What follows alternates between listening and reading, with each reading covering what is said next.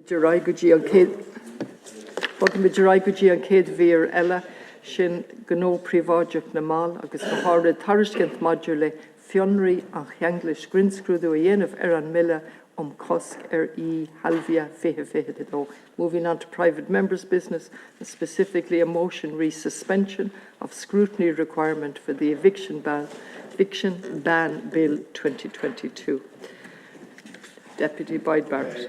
Thanks, Last Count Corla. I'll be sharing time, 8 minutes for myself, 4 for Deputy Kenny and 8 for Deputy Murphy. If you could formally move the motion. Yeah, so I formally move People for Profit motion, which is People for Profit Solidarity, motion to waive the pre-legislative scrutiny requirement on our Eviction Ban Bill, which passed second stage in the Dáil in February of this year, but nothing has happened. It hasn't progressed since then, and we believe it is a matter of urgency that our bill does progress and that we reinstate, either through our bill or if the government want to do it themselves, we'd be more than happy to reinstate an emergency ban on no-fault evictions, which we think is a matter of absolute urgency. And I just want to say, Minister, there is no acceptable level of homelessness. And I really hope the government get that, because the hardship, the suffering and the trauma that families, individuals and worst of all children are suffering, who are threatened with homelessness or then made homeless, in the vast majority of cases because they are evicted when they have done nothing wrong. And they've done nothing wrong, where they've paid the rent, they haven't engaged in antisocial behaviour, often living in private rented accommodation for years and years and years, and then are evicted into homelessness and facing the terror, the fear of being put into emergency accommodation and with no options in many cases to get out of there, because there are, between the various lists, 160,000 households on the various lists, social housing lists, because rents are completely off the Richter scale, totally unaffordable for the vast majority of people. So if you are pushed into homelessness through no fault of your own, you are in deep trouble. You are very, very scared, often with children. Now, 12,800 individuals, of which just under 4,000 are children, suffering that trauma, that hardship, that terror of being homeless. And there is absolutely no doubt that the government's decision to lift the eviction ban has made the situation worse. And to be honest, I find it Orwellian that the government claims this is not the case. So let's just look at the trajectory of homelessness in this country. In July 2014, there were 3,258 people homeless. By January 2020, that had gone up to 10,200, a tripling over those years. The only period where the number of people in homelessness reduced was when the eviction ban was brought in during the COVID pandemic. The only time. And it went from January 2020, 10,200, down to 7,900 between then and May 2021, when that emergency ban was lifted towards the end of the pandemic. So there was a dramatic reduction in the number of people being driven into homelessness during the first ban on evictions during COVID. Ever since then, it has gone up. Now, the government say, well, when we brought in the second temporary ban for a few months in the winter of 2022 that it didn't stop the number of people going into homelessness, therefore it wasn't working. Now, it is true, people continued to enter homelessness, but the vast, vast majority of those did so because they had received the notice to quit prior to the introduction of the temporary ban. So the temporary ban didn't cover them, something we pointed out at the time, that people would still be made homeless during the temporary ban because the ban did not cover notices to quit that are already expired. But it is absolutely clear that the number entering homeless did reduce. The overall figures increased, but the number entering into homelessness reduced. And then, of course, when you made the disastrous decision to lift the second temporary eviction ban, the numbers began to climb dramatically. March 2023, 11,988 people in emergency accommodation. Latest figures, July 2023, 12,847, of which, as I said, nearly 4,000 children. So we have seen, in other words, over the period since the decision of the government to lift the temporary eviction ban, an additional 1,093 people have entered homelessness and emergency accommodation, of which 398 are children. We have also seen a dramatic increase in the number of notices to quit issued. So in the first quarter of 2023, there were 4,753 notices to quit. In the second quarter, that had increased to 5,735, a 21% increase in the number of notices to quit, because the government gave the green light to allow people who have done nothing wrong to be evicted.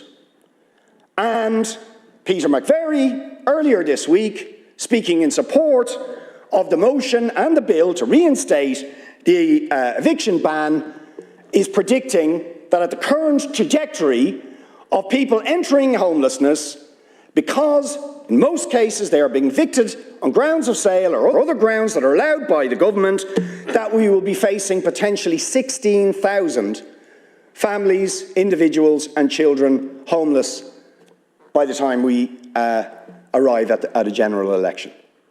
Now, that is just shameful. It's disgusting to allow this to happen, for the government to wash their hands and say this is somehow an acceptable level of homelessness, or even worse, to put forward an Orwellian argument which suggests this is somehow improving the situation to allow these evictions because it will encourage more landlords to enter the market. I'll just say finally, one of the arguments the government has made is, oh, if we reintroduce an eviction ban, it will encourage more landlords to leave the market. The CSO brought out figures during the summer which actually showed that compared to the last census, the number of tenancies in this country has dramatically increased. Those figures are considerably higher than the registrations for the RTB, which suggests there's huge numbers of properties being purchased, often on the back of evictions, by institutional investors or by landlords, but who are failing to register with the RTB. You shouldn't be pandering to people like that. You should be doing something about it and ensuring people aren't driven into homelessness. Thanks, Corla. Why are we here again at the start of another Dáil term, debating something that the Dáil debated previously, that the Dáil passed, our bill? Why are we here again? Because the government is deliberately blocking it, is leaving it in committee, or not even progressing it in reality to committee, because the government is opposed to the reintroduction of the eviction ban, despite the fact that the Dáil actually passed this bill to have a proper eviction ban to prevent people from being made homeless. And at the root of that is the conscious decision of the government to allow the numbers of homeless people in this state to rise higher and higher and higher so that landlords can maximise their profit. That's the essence of the decision that the government has made and that it looks like the government is shamefully going to continue to make as we go into the winter. We know there's now almost 13,000 people homeless in emergency accommodation, 4,000 of those being children. They're the ones in emergency accommodation.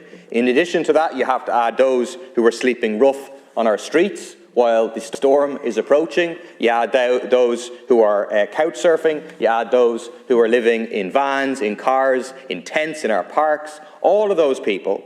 And it is an absolute disgrace, and it's a conscious political choice.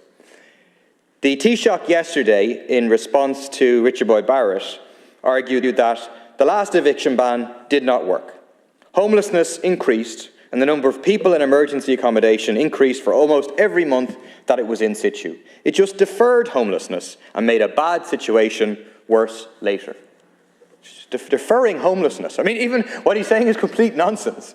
But the idea that deferring homelessness would be a bad thing, that like people, it doesn't matter to people that they have a roof over their heads tonight or tomorrow night or next month or whatever, is utterly bizarre. The idea that it made a bad situation worse is ridiculous.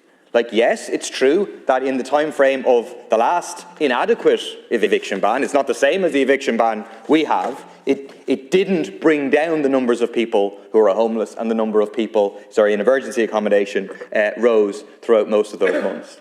But it's disingenuous in the extreme by the Taoiseach, because he knows that the figures demonstrate that once the eviction ban, that the partial, inadequate eviction ban was lifted, then the homeless figures begin to rise at a much, much more rapid rate. So it made a difference. It reduced the number of people who were in emergency accommodation who were homeless. And now the government has made the decision, and is going to stick to it by the looks of it, to allow more and more people to become homeless.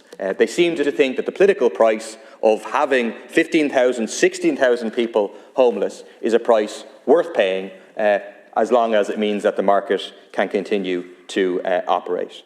There was 5,700 eviction notices issued in the second quarter of this year, about 1,000 more than were issued in the first 3 months when the partial eviction ban was in place. In the 3 months since the end of the partial eviction ban, half of the single adults who became homeless said they had been evicted from rental accommodation. All those people would have been spared homelessness if the government had put it in place. Thousands more will be spared homelessness if the government would accept this and actually implement the eviction ban. We've had 20,000 notices to quit issued this year before the start of July. And what's the government's alternative to an eviction ban?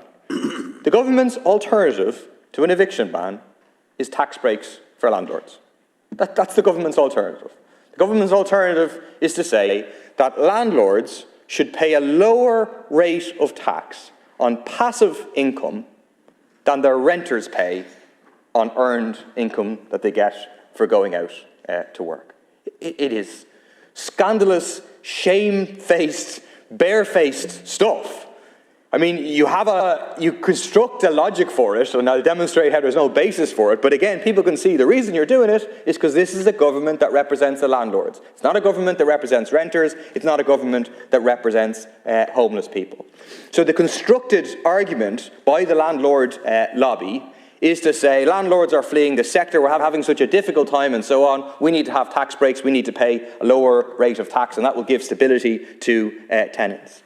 The truth is that there are record rents being paid in this country now. There's a record amount of money going from pockets of ordinary people into the pockets of those who own multiple properties, in particular, of course, the big corporate landlords. There was $3.1 billion paid in rent in 2016. There was $4.7 billion paid in rent to private landlords in 2022. Average weekly rent went from €200 to €273. And as Richard has pointed out, rather than this idea that the private rented sector is getting smaller, it's gotten bigger. From 2016 to 2022, the number of occupied dwellings rented from a private landlord increased by 7% to over 330,000. So this is just a manufactured argument to try to get some tax cuts and to pay even less tax than less tax than renters who are asked to pay. The alternative is extremely simple. The alternative is that if landlords want to exit the market, grand. No problem. That's not a crisis for anybody as long as the tenant gets to remain in situ. So, landlord wants to exit the market, the state should just buy the property off them at market rate. The landlord achieves what they want, which is they say they want to exit the market, fine. The tenant gets security of tenure, gets to become a council tenant. The state gets the benefit of an asset. It stopped someone becoming homeless, and now it has an asset that it will get rent from and will... That is tenant in situ, that's right. Which we proposed. We proposed, and that should be done everywhere. So instead of saying that we have to give these people tax breaks to stay in the market, we just say, if you want to leave, no problem, the state will buy, and we expand our public housing. It needs to be expanded right across the country. I want to raise also the cases of illegal eviction which are taking place in this country, and where the Gardaí are doing precisely what was depicted in Spice Bag's art, which was so much condemnation of the Gardaí standing by while families were being evicted. Look what happened in Waterford about a month ago. Aaron Madigan and his fiancée Grace got a notice of termination. They contacted CATU, they contacted Threshold. They were able to find out their actual rights as tenants, regardless of the disingenuous and wrong contract supposing that they were licensees. And they were able to say, they disputed with the RTB, and they were able to say that they hadn't, this is an illegal eviction. There wasn't a correct notice period served, no correct eviction, and so on. Men showed up to evict them, kicked down their door. They were illegally trying to break into their home. They called the Gardaí. That's what you're recommended to do. And the Gardaí arrived and brought the men into their home and helped facilitate the eviction. It's an absolute scandal that Gardaí are being used to facilitate illegal evictions in this state. There was no statement by Drew Harris about that. There was no action to prevent that illegal eviction. And it shows whose side this state is on, and it's certainly not on the side of renters. Mr. Whoever thought the idea of lifting the eviction ban was a good idea needs to reflect, and in this case it was your government. Because since the eviction ban was lifted, hundreds of families are now in emergency accommodation. That's a fact. And they should not be in that situation. But you have created that situation. And you've created it for thousands of other families. And this stems back from the policy of Fine Gael, Fianna Fáil in relation to a market-led approach rather than an approach of citizens. And you know, we've seen other countries, particularly say Austria, where they have a better, much better system of public housing, and not looking to the market. And I mean, so you speak on this issue day in, day out, year on, year out, year in, and the situation gets worse. In the last couple of months, I've had about 15 to 20 individual families coming into our office, speaking about the heartache and the trauma about a notice to quit. And then, in the latter day, them families probably, maybe 5-10 years ago, could have actually gone back into the rental market. But that situation is not the case now. In fact, the majority of them families now will go into emergency accommodation. And that's a fact. Now, you've allowed that to happen, and you continue to allow it to happen. And the trauma and the stress that comes with this is incalculable. You just can't put words on this situation where families are now facing a situation where they had a rental accommodation and now they don't know where they're going to go. And the stress that brings on children is unbelievable. And then when families go into emergency accommodation, they could be stuck there for a hell of a long time. Because there's a lottery then in relation to getting rental accommodation. And even the HAP rates. If you have ordinary HAP rates, it's virtually impossible to get any accommodation in Dublin. If you have homeless HAP rates, again, you're chasing the market because it's so inflationary. It's like the situation is the perfect storm in relation to those families and individuals that find themselves in a homeless accommodation. And the real figures are probably beyond 20,000, and it's probably going to get worse. And if you look and track the situation that's happened in the last couple of months, this situation is only going to get worse, Minister. This is only going to get worse because of the situation, of the policy in relation to the eviction ban. And it would make sense that in an emergency accommodation crisis, such as we have in this state, that an eviction ban, where landlords basically evict tenants, usually, generally in the case of selling the house, that would be installed for the foreseeable future, until this emergency is lifted. So, Minister, look these are all political choices that your party has made and other parties have made in relation to this situation. This is only going to get worse, and there is a consequence. And the consequences, I mean, obviously we can talk about political consequences, but the most important consequences is for the families that find themselves in this situation, not of their making, but the making of your party and your government. It's as simple as that. And you have to wrestle that with your conscience, that you have put thousands upon thousands of people in emergency accommodation, and the consequences of that, Minister, is incalculable.